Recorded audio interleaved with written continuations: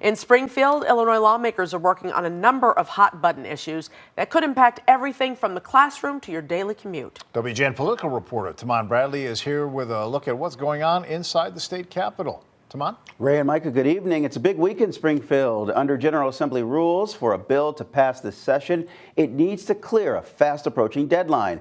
That's why there's a huge focus on controversial measures.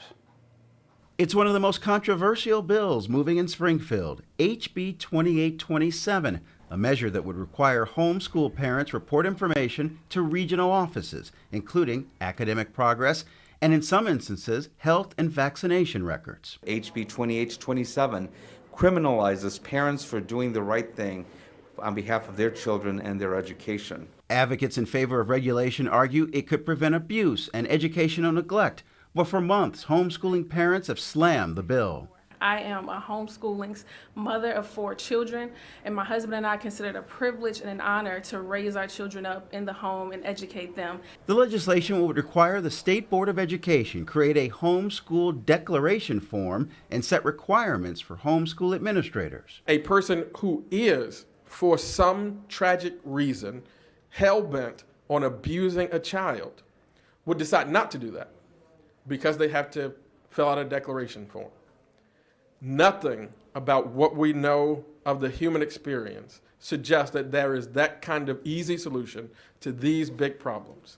Lawmakers are also considering a bailout of Chicago area transit agencies. Set to run out of federal COVID relief money, CTA, Metra, PACE, and the Regional Transportation Authority need nearly $1 billion. But lawmakers are demanding reforms. Completely agree that, money can't come unless you've got real reform. And I would add, by the way, that whatever we do with regard to transit, there has to be a component of it that focuses on downstate transit. A plan to merge all 4 transit agencies has so far stalled at the State House. Instead, a coalition of labor groups and lawmakers are throwing support behind a separate bill that would put the RTA in charge of streamlining transit fares. There's also a push to create a transit police force. We come across individuals who are mentally unstable, under the influence of drugs and alcohol, and simply struggling with everyday life issues. My mother is not getting on the Red Line South under any circumstances.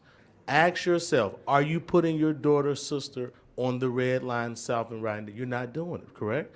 The RTA says 40% of local train and bus routes could be cut if Springfield doesn't act by the end of May. But state money is already tight.